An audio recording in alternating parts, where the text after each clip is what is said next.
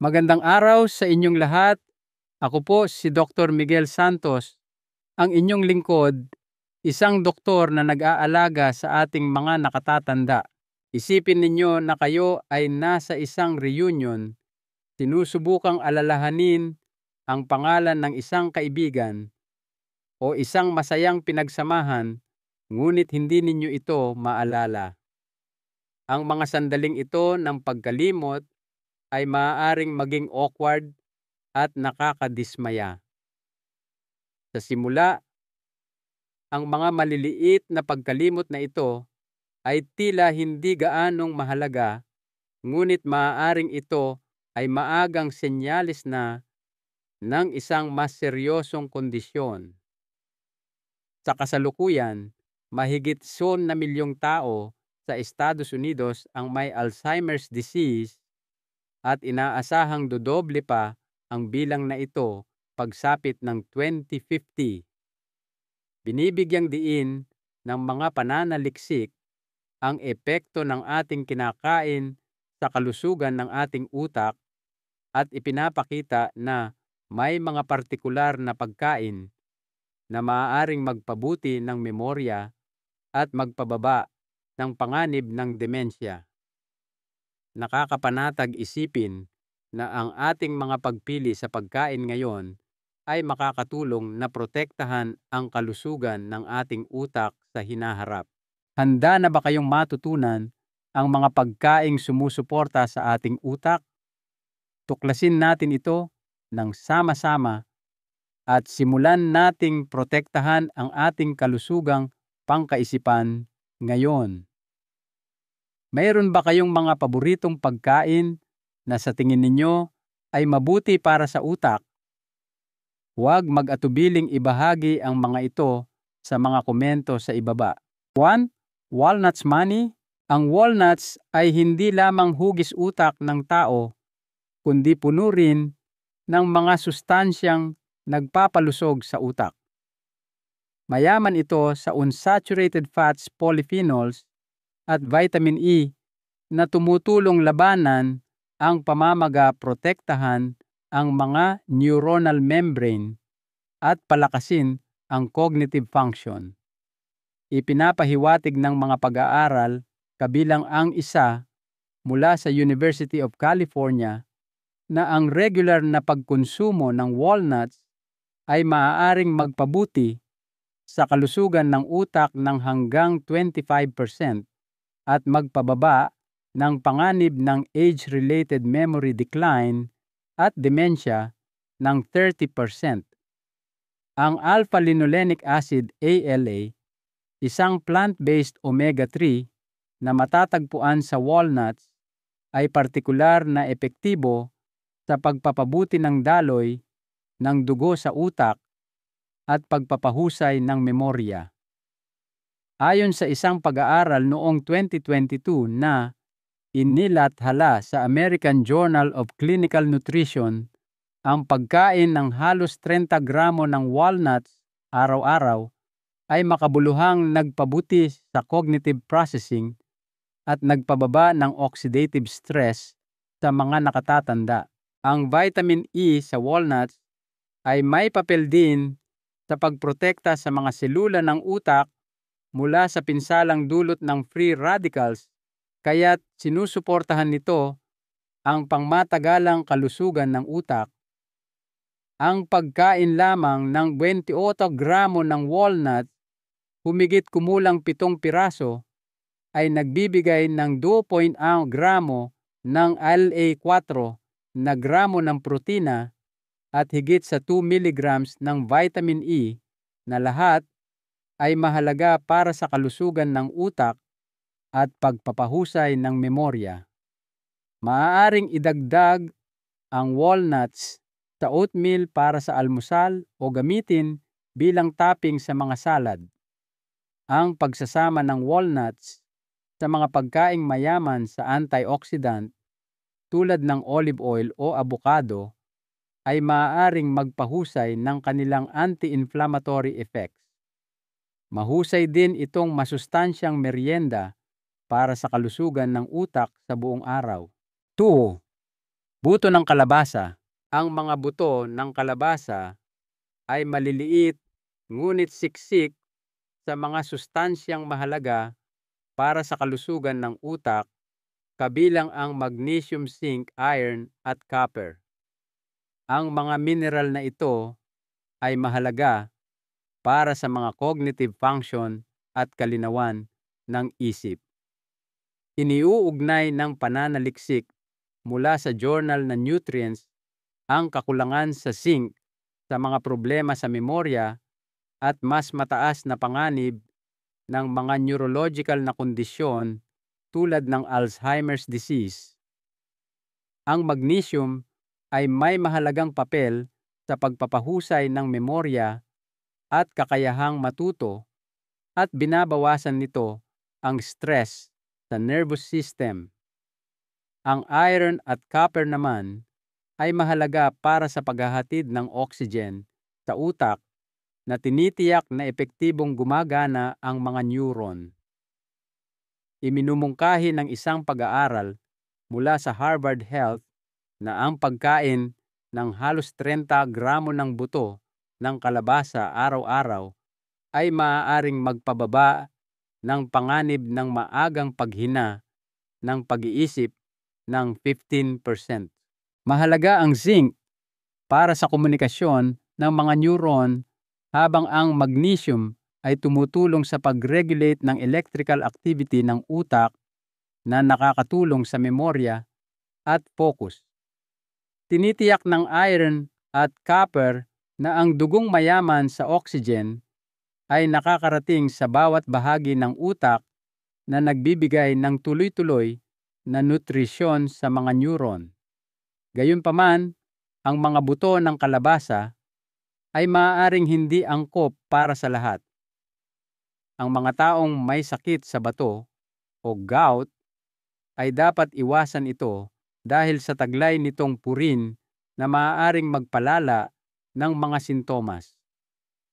Dapat din itong kainin ng mga bata sa maliit na dami upang maiwasan ang pagkabilaukan. Upang mapanatili ang sustansya at mapahusay ang lasa nito, bahagyang i-roast ang mga buto ng kalabasa. Maaari itong iwiwisik sa lugaw o salad o gilingin para ihalo sa mga sarsa para sa dagdag na nutrisyon. Nag-aalok ang mga buto ng kalabasa ng masarap na opsyon para sa merienda at nagsisilbing proteksyon laban sa mga neurodegenerative na sakit. 3. Itlog. Ang mga itlog, lalo na ang pula nito yolk, ay mayaman sa mga sustansiyang mahalaga para sa kalusugan ng utak. Ang choline na sagana sa pula ng itlog ay mahalaga para sa synthesis ng acetylcholine, isang neurotransmitter na kritikal para sa pag-aaral at memorya. Itinatampok ng National Institutes of Health na ang choline ay hindi lamang sumusuporta sa istruktura ng mga neuron membrane, kundi nagpapalakas din sa kakayahan ng utak na magproseso ng impormasyon na nagpapahusay sa parehong short-term at long-term memory. Ipinapakita ng mga natuklasan sa pananaliksik na inilathala sa Journal of Clinical Nutrition na ang regular na pagkonsumo ng itlog ay maaaring magpataas ng pangkalahatang kalusugan ng utak ng hanggang 25% at makabuluhang magpababa ng panganib ng demensya sa mga nakatatanda. Ang vitamin B12 sa itlog ay mahalaga para sa pag-iwas sa brain atrophy, isang kondisyong nauugnay sa Alzheimer's disease. Samantala, ang dekalidad na protina sa itlog ay nagbibigay ng napapanatiling enerhiya na nagpapanatiling aktibo at alerto ang utak. Upang mapanatili ang mga benepisyong nutrisyonal ng itlog, piliing i-soft boil o i-steam ito. Kapag nagpiprito ng itlog, mas mainam na gawin ito sa katamtamang temperatura at isabay sa mga gulay tulad ng spinach o kamatis para ma-maximize ang mga benepisyo sa kalusugan. Iwasan ang paggamit ng mataas na init dahil maaari nitong bawasan ang sustansya nito. 4. Blueberries. Ang blueberries ay hindi lamang masarap kundi makabuluhang kapaki-pakinabang din para sa kalusugan ng utak. Ang mga berry na ito ay puno ng anthocyanins, mga makapangyarihang antioxidant na tumutulong bawasan ang oxidative stress at pamamaga, mga pangunahing salik sa paghina ng memorya at mga sakit tulad ng Alzheimer's. Ipinapakita ng mga pag-aaral, kabilang ang isa mula sa Tufts Nutrition Center sa USA, na ang regular na pagkonsumo ng blueberries ay maaaring magpahusay sa paggana ng utak ng hanggang 20%, lalo na sa pagpapalakas ng memorya at kakayahang matuto. Nilalabanan ng anthocyanins ang mga mapaminsalang free radicals, pinapabuti ang daloy ng dugo sa utak at pinoprotektahan ang DNA ng mga selula ng utak. Isang pag-aaral noong 2019 na iniulat sa journal na Frontiers in Aging Neuroscience ang natagpuan na ang pagkain ng 200 gramo ng blueberries araw-araw sa loob ng 3 buwan ay nagpabuti sa memorya at cognitive processing ng hanggang 50% sa mga nakatatanda. Ito ay partikular na mahalaga para sa mga may mas mataas na panganib ng demensya dahil maaaring makatulong ang blueberries na pabagalin ang pagtanda ng utak. Ang isang tasa ng blueberries, 148 gramo, ay naglalaman ng 84 calories at mayaman sa bitamina at fiber, 20% ng pang-araw-araw na pangangailangan para sa vitamin C, 30% para sa vitamin K, at halos 4 na gramo ng fiber. Ang mga sustansyang ito ay hindi lamang sumusuporta sa kalusugan ng utak, kundi nagpapahusay din sa immune function at kalusugan ng panunaw. Para sa pinakamahusay na resulta, kainin ang blueberries na sariwa o frozen sa halip na luto. Isama ang mga ito sa smoothies, cereal o yogurt para pagyamanin ang inyong dieta. Ang pagsasama-sama ng blueberries sa iba pang prutas na mayaman sa antioxidant tulad ng strawberries o raspberries ay maaaring lalo pang magpalakas ng mga benepisyo nito sa kalusugan. 5. Turmeric luyang dilaw. Ang turmeric na kilala sa matingkad na gintong kulay nito ay higit pa sa isang sikat na pampalasa. Ito ay mahalaga para sa kalusugan ng utak pangunahin dahil sa curcumin, isang compound na nag-aalok ng malakas na anti-inflammatory at antioxidant effects. Ipinapakita ng mga pag-aaral, kabilang ang isa mula sa UCLA, na ang curcumin ay maaaring magpababa ng pamamaga sa utak at tumulong sa pagtunaw ng mga amyloid plaque na mga pangunahing tagapagpahiwatig ng Alzheimer's disease. Bukod pa rito, pinapalakas ng curcumin ang produksyon ng BDNF, Brain-Derived Neurotrophic Factor, isang protina na sumusuporta sa paglaki ng mga bagong selula ng utak at nagpapabuti ng memorya. Natuklasan ng pananaliksik na inilathala sa Journal of Frontiers in Aging Neuroscience na ang regular na pagkonsumo ng curcumin sa loob ng 6 buwan ay maaaring magpahusay sa performance ng memorya ng hanggang 28% at magpababa ng panganib ng depresyon.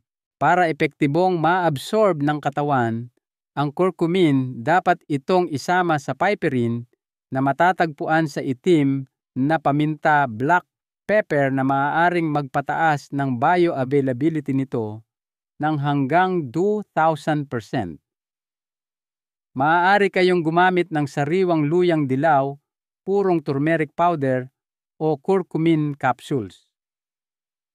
Idagdag ang turmeric sa mga nilaga sopas o gumawa ng turmeric latte na may gatas na galing sa halaman at isang kurot ng itim na paminta. Pinakamainam na iwasan ang paglalantad ng turmeric sa mataas na init sa loob ng mahabang panahon upang mapanatili ang mga kapaki-pakinabang na katangian nito. 6. Salmon. Ang salmon ay tanyag hindi lamang sa masarap nitong lasa, kundi pati na rin sa mga kahangahangang benepisyo nito para sa kalusugan ng utak, pangunahin dahil sa mayamang nilalaman nito ng DHA docosahexaenoic acid. Ang DHA ay isang mahalagang omega-3 fatty acid na vital para sa pagiging flexible at episyente ng mga neuronal cell membrane na nagpapadali sa pagpapadala ng signal sa pagitan ng mga selula ng utak. Inirerekomenda ng American Heart Association ang pagkain ng matatabang isda tulad ng salmon 2 beses sa isang linggo upang posibleng mapalakas ang cognitive functions ng hanggang 25% at mapababa ang panganib ng Alzheimer's disease ng hanggang 6%. Ang DHA ay kapaki-pakinabang hindi lamang sa mga yugto ng pag-unlad, kundi pati na rin sa pagprotekta sa mga utak ng matatanda mula sa pagkasirang nauugnay sa edad. Ipinahiwatig ng isang pag-aaral noong 2020 na inilathala sa Journal na Neurology na ang mga individual na may mas mataas na antas ng DHA sa dugo ay may 40% na mas mababang panganib ng demensya kaysa sa mga may mas mababang antas. Ang omega-3 fatty acids ng salmon ay tumutulong din sa pagbabawas ng pamamaga at pagtataguyod ng kalusugan ng puso na mahalaga para sa pagpapanatili ng cognitive functions.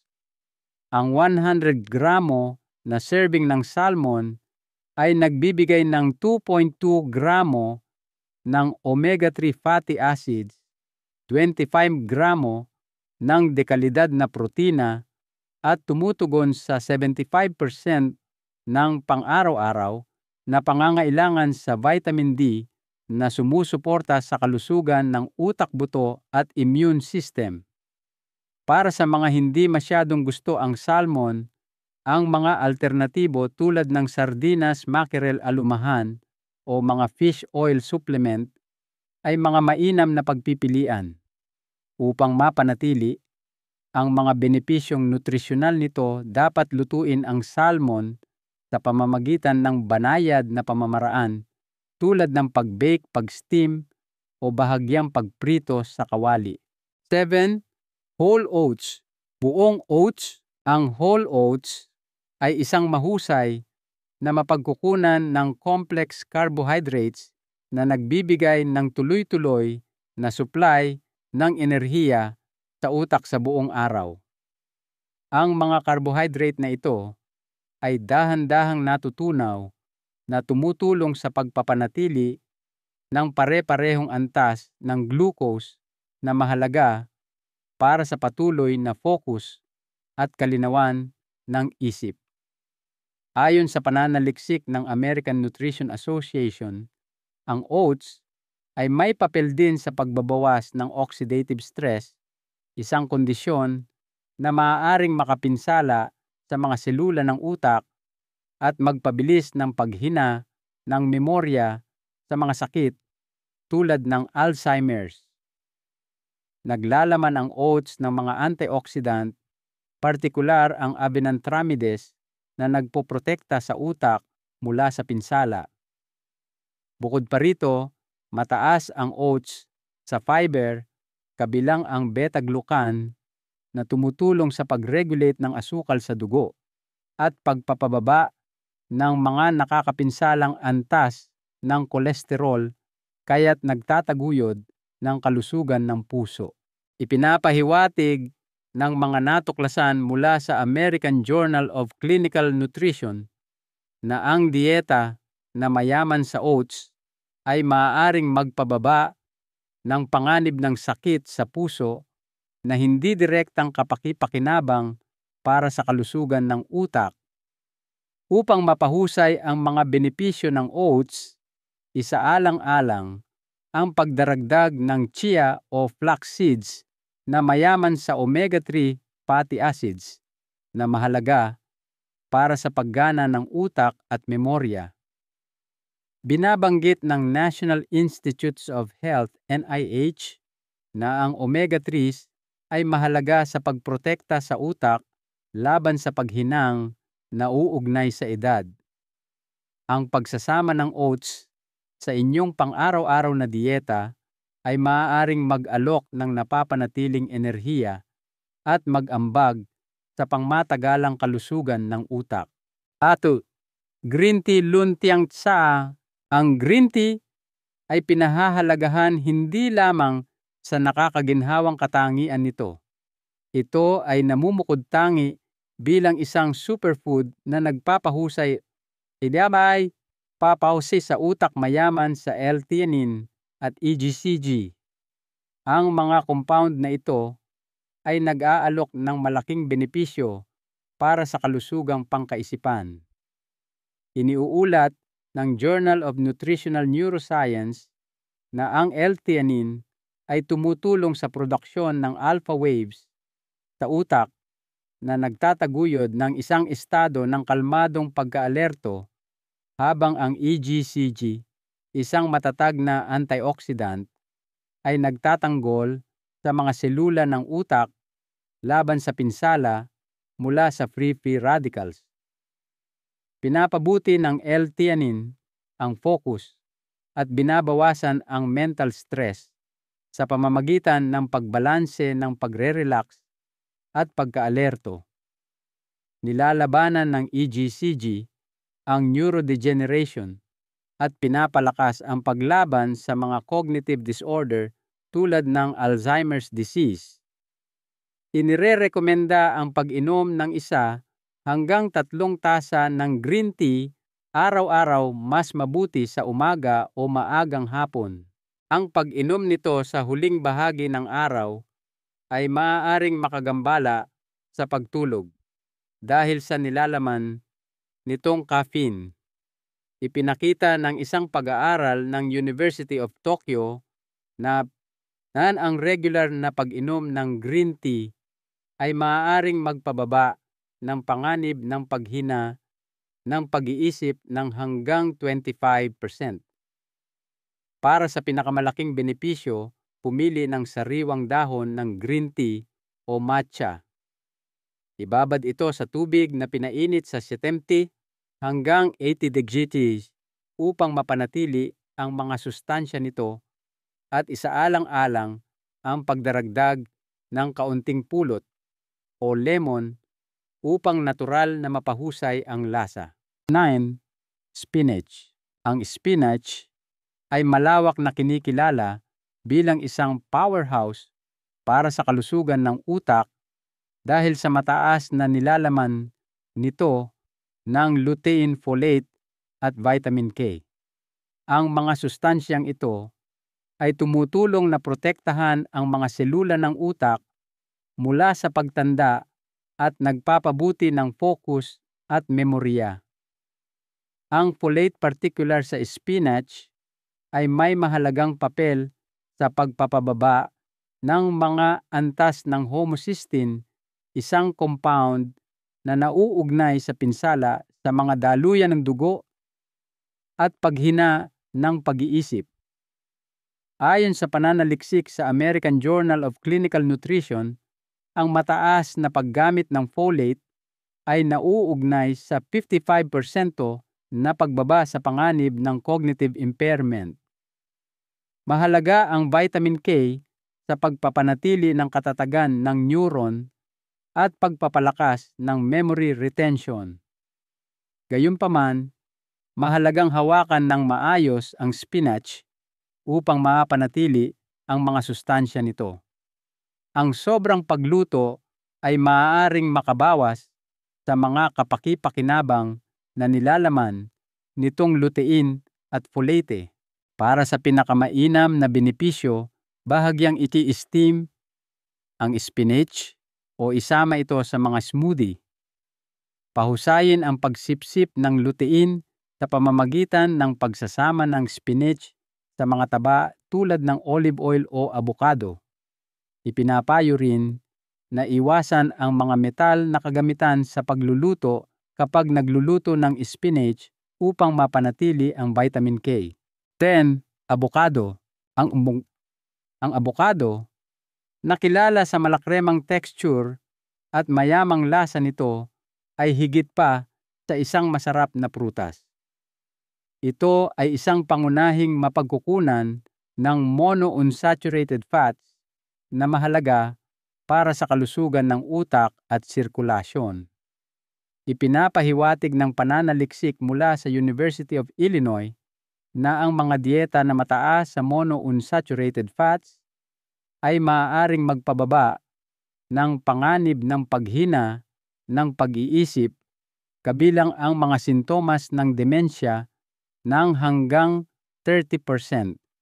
Mayaman din ang abokado sa lutein, isang antioxidant na nagpoprotekta sa mga selula ng utak mula sa pinsalang dulot ng free radicals.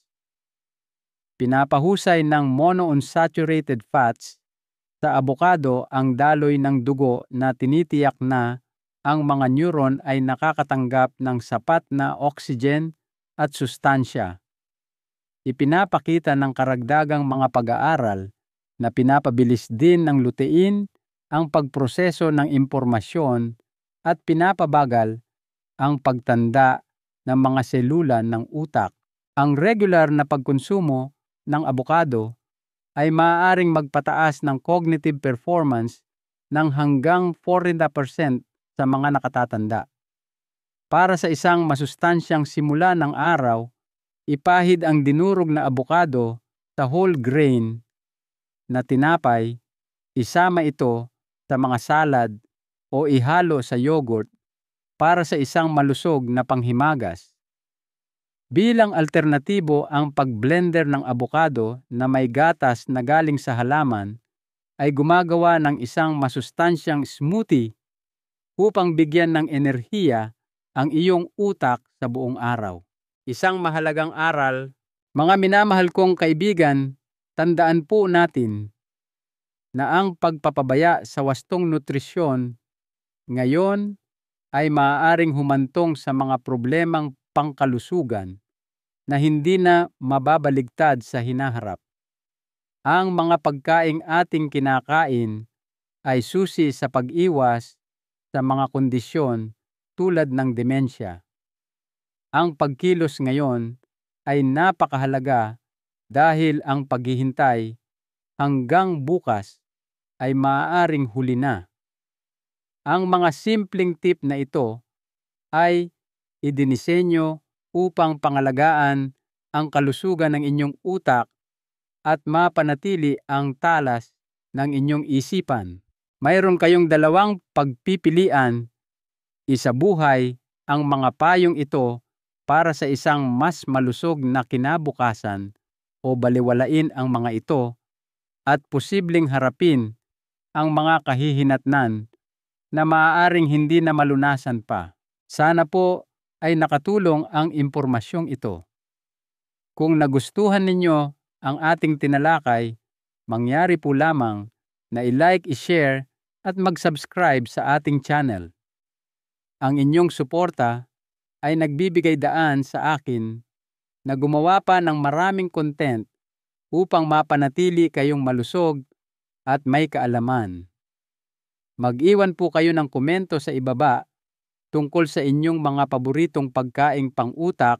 Maraming salamat sa panonood at inaasahan kong makasama kayong muli sa aking susunod na video.